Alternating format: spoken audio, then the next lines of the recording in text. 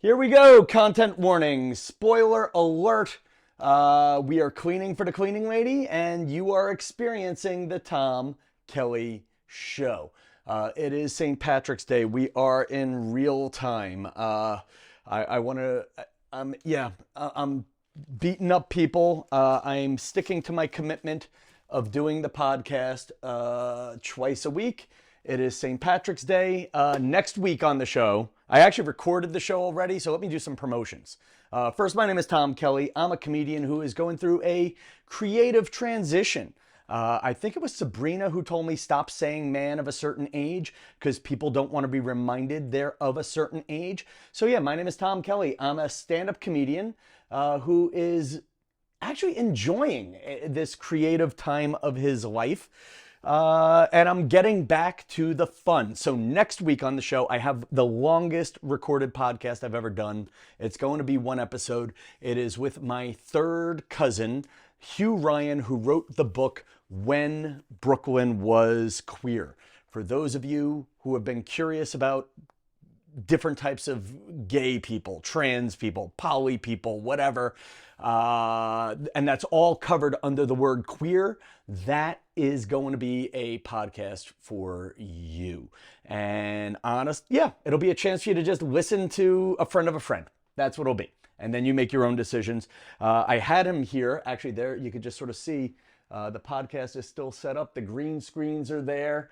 And yeah, we had it set up for Hugh, and it's going to be a great show. It requires a little bit of editing because it's a long show.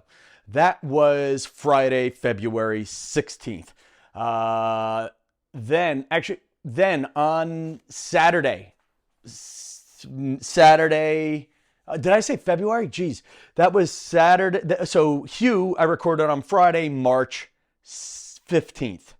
Then Saturday, March 16th, I went out for St. Patrick's Day with Andrew Garcia, Stephanie Garcia, both have been on the podcast, and Krista Armstrong, our other friend. And my friends, we didn't even go that crazy. It was actually a perfect day. And in fact, if I'm getting back to the fun, let me throw in the comedy piece I did before we started drinking, which is just me hanging out at the side of the St. Patrick's Day parade, cheering for almost anybody who would come by. What I like about the St. Patrick's Day parade is I could yell grateful things to our police, firefighters, and corrections officers, and then I could just heckle competitive high schools. St. Anthony's! Let's hear for St. Anthony's! Couldn't get into Kellenberg! St. Francis Prep. Half of these kids couldn't get into Chaminade because they're women and Chaminade doesn't lend women. No. Yeah, right? Yeah, I had that right. Corrections! Let's cheer for corrections! We always cheer for the corrections guys, just in case I wind up in the clink. Nassau County Police, everybody! Woo! Just in case I get pulled over. I like the Emerald Society. They're Nassau County cops that just don't play the bagpipes. I need a PBA card! Monsignor Farrell! The Impractical Jokers went there! Sober St. Patrick's Day! Let's hear it for the designated drivers! So I want to boo Marist. But they won't let me boo Marist. Will you guys boo Marist with me? No? No, then we'll cheer for Marist. No red boxes! You're the best, Marist! Not as good as Quinnipiac, but you're up there! You are up there! Happy St. Patrick's Day. It's a holiday for sevens who want to feel like tens, and I say that as a man who thinks of himself as a three. On the podcast I did with Christian Blatt, where we talked about my local success on Instagram, where we were talking about how, making fun of local things has sort of made me popular, and how I was getting hate mail for making one joke about Farmingdale State University. So when I saw one of their competing colleges, Malloy, which is a Catholic university on Long Island, I decided to do this. I'm only doing this one because I got so much hate mail when I made fun of Farmingdale State for 3 seconds. Farmingdale State, try harder. This is for you, everybody who whined on my wall. Malloy! Better school than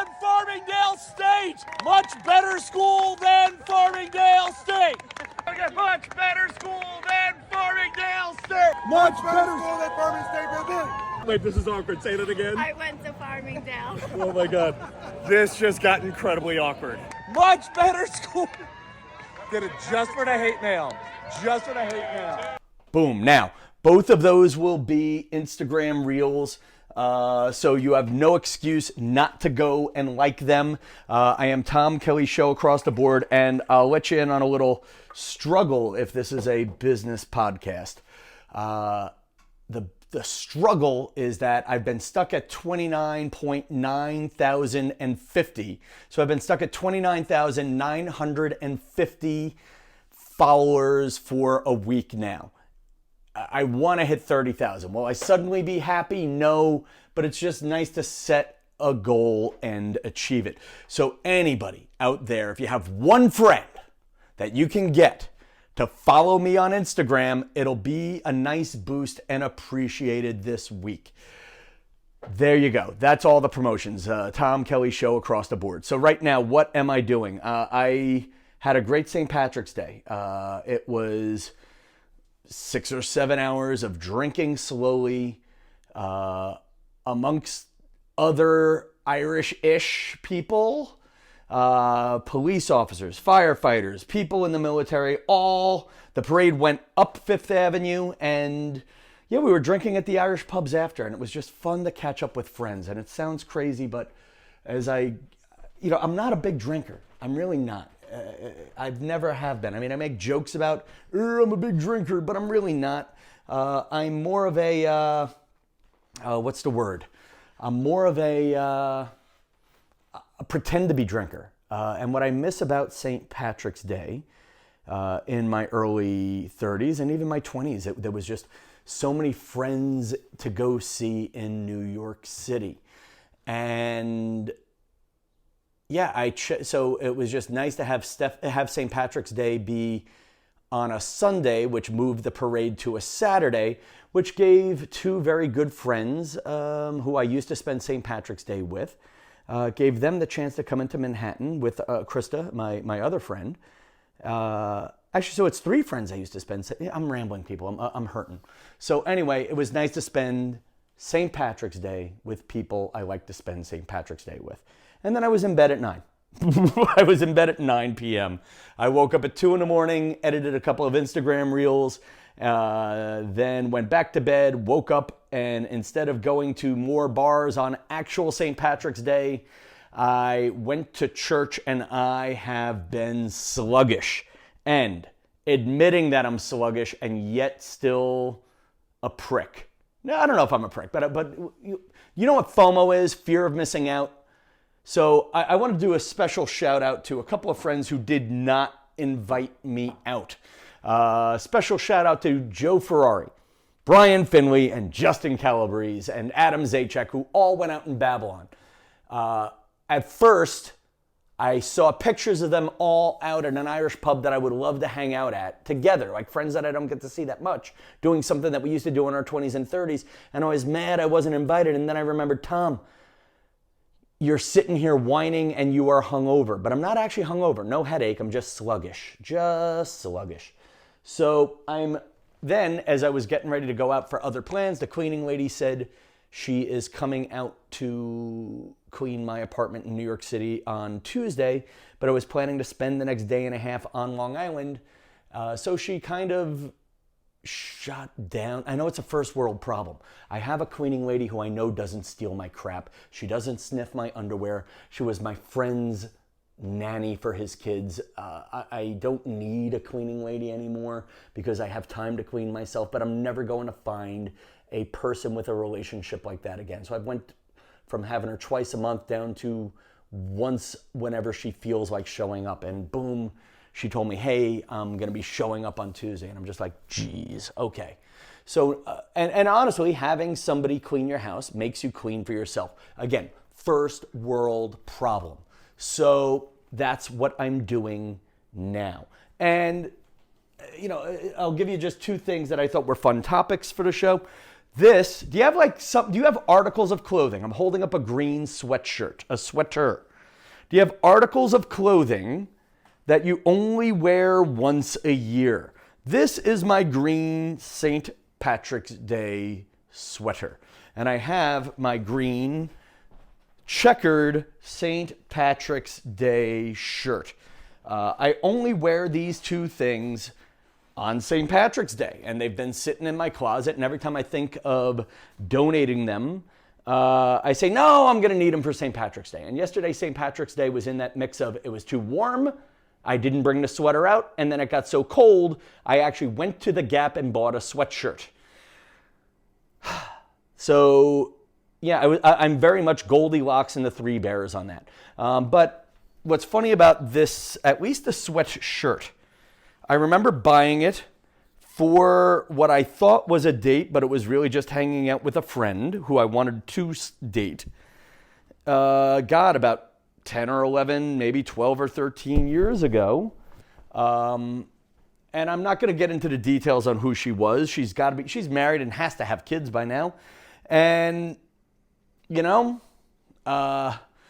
maybe it's time to let this go, but I spent like top dollar on it. I mean, I've got my money's worth out of it, though. It's lasted 12 years. But on the other hand, am I really going to go out and buy another green sweatshirt to wear only once a year? Sometimes you just have to make that commitment. You know, I guess that's my question for you guys. Do you have once a year clothing? This is my once a year sweatshirt that I would donate at the thrift store right now, except that the thrift store is closed. So what I'm going to end up doing is putting it by the door, and it's going to sit there for a while, and I'll look like a hoarder. Problem. But one of the things I'm doing to clean that if you listen to the show regularly, you'll get a kick out of.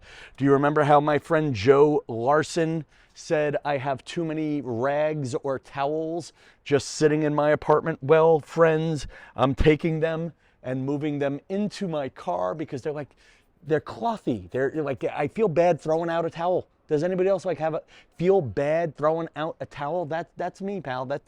That's your old pal Tom Kelly. I was just raised with immigrant guilt.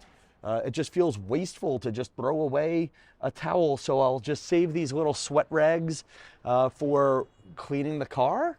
I don't know. Or maybe I'll just donate them somewhere or just throw them out, but they're closer to the trash can here.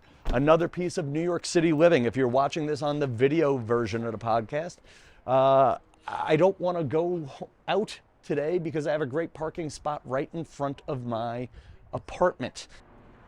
So yeah, you guys are following me as I'm doing chores around New York City. I'm tired. You know what? I'm going to let the podcast end here, people. I'm tired. I'm fried. I think I've done the first half of today's show 12 times, and I have yet to... Yeah, can I just call this a, hey, I did it, and there'll be more on Wednesday? Deal? Deal, people? I was about to ask you guys about what's on your anti-bucket list. My friend Paul Youngleson calls it an F-it list.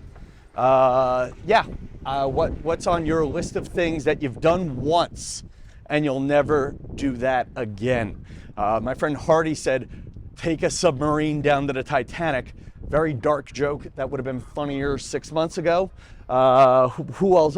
Actually, my friend Brian O'Toole had going to Disney, and then his line was, yes, and luckily the kids have aged out of it. What else is on your F-it list? Like something you've done once, but you never want to do again. I thought that was an interesting idea for a topic. What else would be on my F-it list? For me, honestly, it might be day drinking. Again, if I'm having this much trouble on the keeping a coherent thought on the show. By the way, I don't know if I'm combining different parts of what I wanted to talk about today. I'm kind of all over, but I have a great parking spot over there and my apartment's over here. That's New York living. When you're like, you know what? I don't have to really leave until Tuesday. That's New York living. Another piece of New York living I did was because the cleaning lady's going to be cleaning and vacuuming, I decided to shave my chest hair. Look at that. There we go. All clean shaven and ready for a trip to Florida with nothing booked. So if you are a friend of mine and you're in Florida, feel free to book me. Feel free to say, hey, God, this is how you know I'm not necessarily ready for friendships and deep relationships. I just said, hey, if you want to date me and you're in Florida, book me. All right, and on that note of me being available or not available, quick magic mirror time to my friend Gary Wallen, who is actually not a friend of mine. He's a friend of ours. He found the podcast through my friend Dennis Chamelis, my summer camp counselor from back in the day. So listen, it just goes to show you folks, if you tell a friend about the Tom Kelly Show, people might listen. So again, we're at 29,950 followers. So 29,950 followers on Instagram. If you have a chance, just take someone's phone, force them to follow me, and I'll go to 30,000 followers and I will suddenly be happy. That's a lie, but it'd be nice to just achieve a milestone on this St. Patrick's Day week. So better podcasts coming up over the next couple of days. Good night, New York.